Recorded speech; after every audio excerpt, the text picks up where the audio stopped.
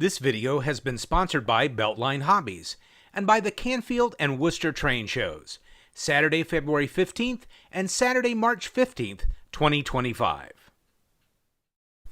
Hi everybody, it's Chris with the Cloverdale Transit Authority, and this is a real quick video for today. I am working on other videos, but getting the opportunity to edit them along with all this other stuff is getting to be a bit of a challenge. But I have been still fiddling around with a lot of railroad stuff, model railroad stuff, filming some footage, and also buying some new pieces, doing some eBaying, including this really cool Woodside Wheeling and Lake Erie caboose. But one of the things that's taking up a bunch of time, in addition to regular work, is doing the planning for the steam excursions on the Conga Valley Scenic Railroad with the 765 nickel plate Berkshire that's going to be here in Northeast Ohio the last weekend in April and first weekend in May. And the railroad has hired me to lead up a team of people to photograph and do video content and so forth. So probably going to put together something after the first day's shooting for the channel itself, but I'm going to be pretty busy with that here starting in the middle of April and then going through the rest of the event. But I also did get out to the Canfield Train and Toy Show, did a live stream from the Train and Toy Show, and that took some planning time and so forth. And I did get a few things, but it really, very little of it was train-oriented, but it was layout-oriented. So let's take a look at that stuff right now. So I think this is the first time I've come back from a train show and not really had any trains. Or locomotives or train cars. I guess I do have kind of a train, but so the two items I guess you could say are trains is, of course, we have a little tree out in our front room, which is where we have one of the Christmas layouts during the holidays. And so we've started decorating it with the Lionel, the Hallmark Lionel series ornaments. And so I found two that I did not have. One, of course, is the 1950 Santa Fe F3 diesel locomotive, the very famous Santa Fe Super Chief war bonnet paint scheme. I just pulled out, they're tiny, they're really cool. I mean, they're heavy. I'm really surprised how heavy they are. I don't know I think they might be die cast. It feels like it is metal. That's cool.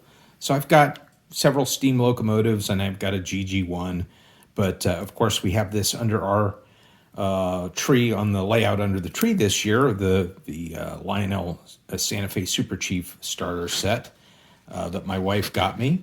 So I thought this was appropriate to have this, and it does have rolling wheels and everything on it. So that's the one. And the other is the Union Pacific Streamline locomotive, which obviously had 3 passenger cars that went with it. That were all connected, kind of like a big snake. And I actually saw one of these at the show. It was $200. I thought that was a pretty incredible price. It looked like it had been repainted, though. And the one thing about this locomotive and the cars is that they are so long, you have to have wide curves to run them on, which is weird because back when these came out in the pre-war time period and then later on, you didn't have a lot of wide curves to run back then, but I think it's 054. You have to have 054 on these. But here is the here is the Hallmark version. So that's cool. And by the way, so these, when you bought these in the store, and we're looking at, I can't remember what year this came out. They usually had years on these. This was a 2010, and this was 1997, the Super Chief. But these were like $30 to $40. And I got these for $2 a piece in the box. I mean, that's a deal. But then I bought some vehicles for our layouts, and as I was looking at rolling stock and locomotives and stuff, I just didn't have anything that really jumped out at me from a price standpoint. Plenty of rolling stock for very cheap, but I don't know, nothing really caught my eye. But some of these vehicles did, and this is a Corgi. It's brand new in the box. We're going to open it here today, and it's a yellow coach, a Greyhound Lines yellow coach. This is like a 1940s, 1950s kind of bus, which will look great on the layout. And Corgi Classics, these are really nice. He had a price of $35 on this, but also he said, "Hey, I'm clearing these out." He had a bunch of different buses, and he said, "So I'll take 50% off there," and actually more than 50% because I got this for $15. And I'm not sure what the retail price was on these, but I know it was at least $35. So, and then I got several other cars, and I'll kind of talk through those. I took some really nice photos of those, and I think I'll use the photos as part of this video and kind of narrate that as opposed to just kind of holding them up on the camera. But we're gonna open this one up together. And you can see it still has they're numbered, limited edition numbered items. Still has the number tag in there. Little catalog of the Parade of Old Timers Antique Autos from Corgi. And then there is the warning that you shouldn't eat this, I guess. I don't know what this is. Some models may contain fine detailed points or edges. So these aren't for kids. I did notice there's a little accessory pack in there. I'm not sure what this is. This looks like it's an exhaust system. And okay, and those are the an exhaust system, and these are the rear, or not rear view mirror, but the side mirrors. So, all right, that's cool.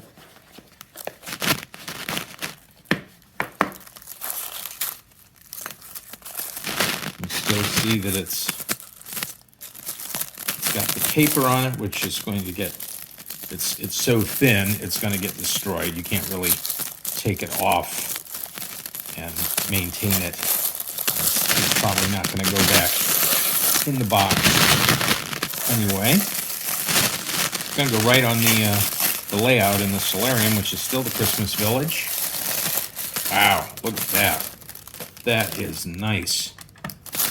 Wow, gorgeous, absolutely beautiful. You see that close up, and this is going to be hard to see, but inside is all detailed seating.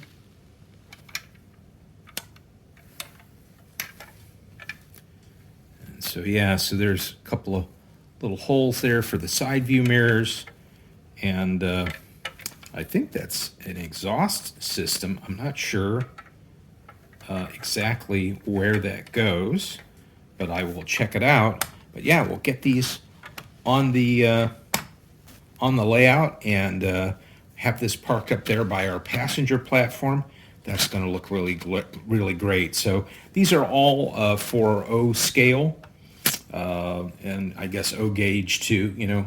Semi-scale Lionel stuff. And these will look great on the layout as we progress through the year and any other place that we want to use them. So, all right, well, let's take a look at the 4 cars that I got. And those are all the items from this train show. It really was about vehicles rather than trains this time around.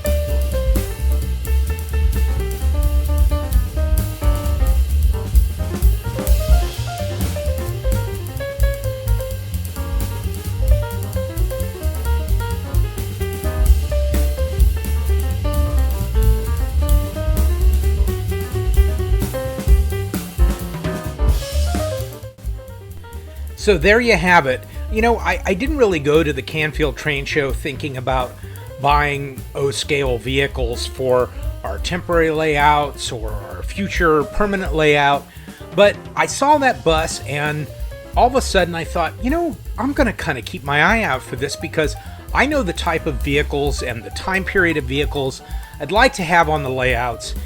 And so that's the fun thing about a train show is sometimes you can plan what you're looking for, and other times it just kind of pops right up there and it occurs to you that this is something I need to be looking out for. And so I did, and I was really fortunate. I mean, these other vehicles were $5 a piece, and the guy kind of sold them to me as a lot, and I thought they were really nice because, you know, you see cheap looking vehicles and what have you, and then every once in a while you'll see real nice O-scale vehicles and the stuff that's in the time period you're looking for. And so when I saw that, I took advantage of grabbing those up, even if I don't know exactly what I'm going to use them for or where I'm going to put them, but it starts to give me ideas, and I know that same thing happens with you. Anyway, thanks so much. We're going to be doing a live stream from the Wooster Train Show in the middle of March, March 15th, so keep an eye out for that, and we will see you on the next video.